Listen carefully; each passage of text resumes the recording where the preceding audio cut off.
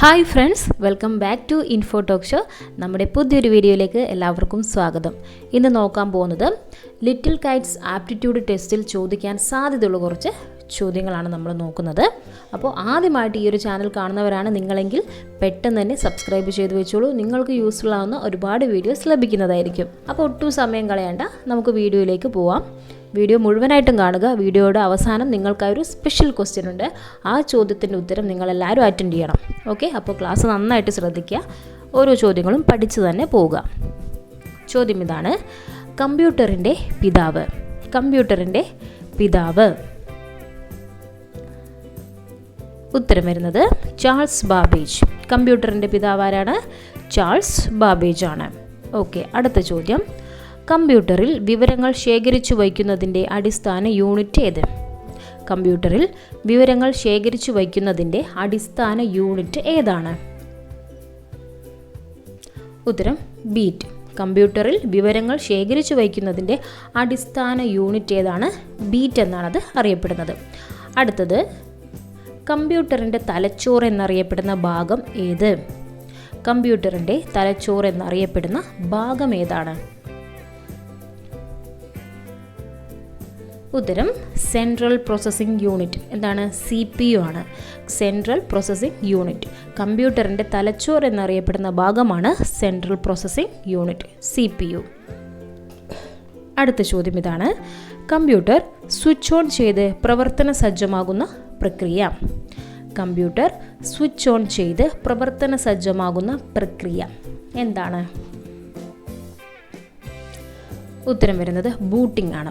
ഓരോ വേർഡും എല്ലാവരും കൃത്യമായിട്ട് ശ്രദ്ധിച്ച് പഠിച്ചു വെച്ചോളൂ. എല്ലാവരും ഒരു നോട്ട്ബുക്ക് എടുത്ത് അതിലേക്ക് ഓരോ ചോദ്യങ്ങളും ഉത്തരം നോട്ട് ചെയ്ത് തന്നെ പഠിച്ചോളൂ കേട്ടോ. അപ്പോൾ കമ്പ്യൂട്ടർ സ്വിച്ച് ഓൺ ചെയ്ത് പ്രവർത്തന സജ്ജമാകുന്ന പ്രക്രിയയാണ് ബൂട്ടിംഗ്.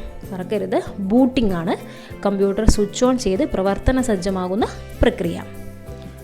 അടുത്ത ചോദ്യം ഇതാണ്: കമ്പ്യൂട്ടറിലേക്ക് വൈദ്യുത പ്രവാഹം നിലക്കാതെ സൂക്ഷിക്കുന്ന ഉപകരണം. കമ്പ്യൂട്ടറിലേക്കുള്ള വൈദ്യുത പ്രവാഹം നിലയ്ക്കാതെ സൂക്ഷിക്കുന്ന ഉപകരണം ഏതാണ്? ഉത്തരം UPS ആണ്. കമ്പ്യൂട്ടറിലേക്ക് വൈദ്യുത പ്രവാഹം നിലയ്ക്കാതെ സൂക്ഷിക്കുന്ന ഉപകരണമാണ് UPS. ഏതാണ്? UPS ആണ് കമ്പ്യൂട്ടറിലേക്ക് വൈദ്യുത പ്രവാഹം നിലയ്ക്കാതെ എത്തിക്കുന്നത്. അടുത്ത ചോദ്യം ഇതാണ്: ICയുടെ പൂർണ്ണരൂപം എന്താണ്? ICയുടെ പൂർണ്ണരൂപം എന്താണ്? ഉത്തരം ഇൻ്റഗ്രേറ്റഡ് സർക്യൂട്ട്. എന്താണ് ICയുടെ പൂർണ്ണരൂപം? Integrated circuit. ITയുടെ പൂർണ്ണരൂപം എന്താണ്?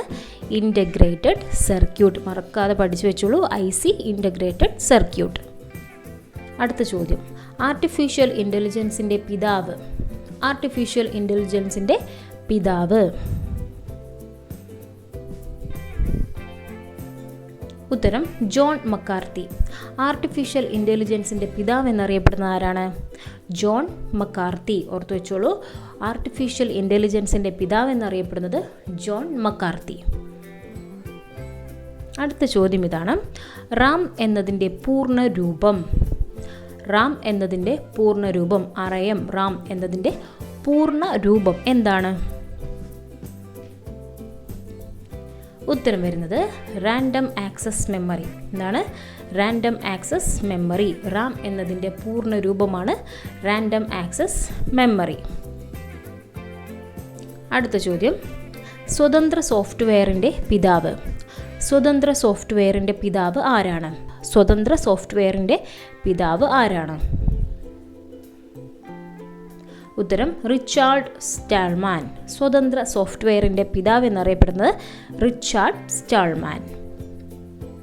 നമുക്ക് അടുത്ത ചോദ്യത്തിലേക്ക് കടക്കാം. വിദ്യാലയങ്ങളിൽ പ്രവർത്തിച്ചു വരുന്ന IT ക്ലബിൻ്റെ പേര്. വിദ്യാലയങ്ങളിൽ പ്രവർത്തിച്ചു വരുന്ന IT ക്ലബിൻ്റെ പേരെന്താണ്? ഉത്തരം ലിറ്റിൽ കൈറ്റ്സ്. വിദ്യാലയങ്ങളിൽ പ്രവർത്തിച്ചു വരുന്ന IT ക്ലബിൻ്റെ പേരാണ് ലിറ്റിൽ കൈറ്റ്സ്. ഓർത്തു വെച്ചോളൂ, വിദ്യാലയങ്ങളിൽ പ്രവർത്തിച്ചു വരുന്ന IT ക്ലബിൻ്റെ പേരാണ് ലിറ്റിൽ കൈറ്റ്സ്.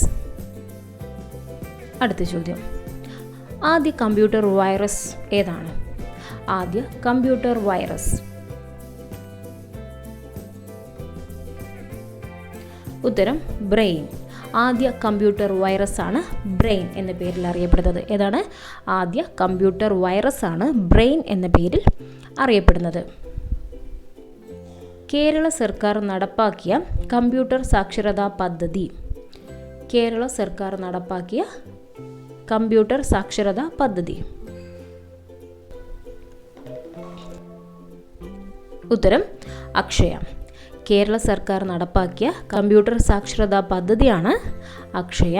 കേരള സർക്കാർ നടപ്പാക്കിയ കമ്പ്യൂട്ടർ സാക്ഷരതാ പദ്ധതിയാണ് അക്ഷയ. അക്ഷയ കമ്പ്യൂട്ടർ പദ്ധതി ആദ്യം നടപ്പിലാക്കിയ ജില്ല.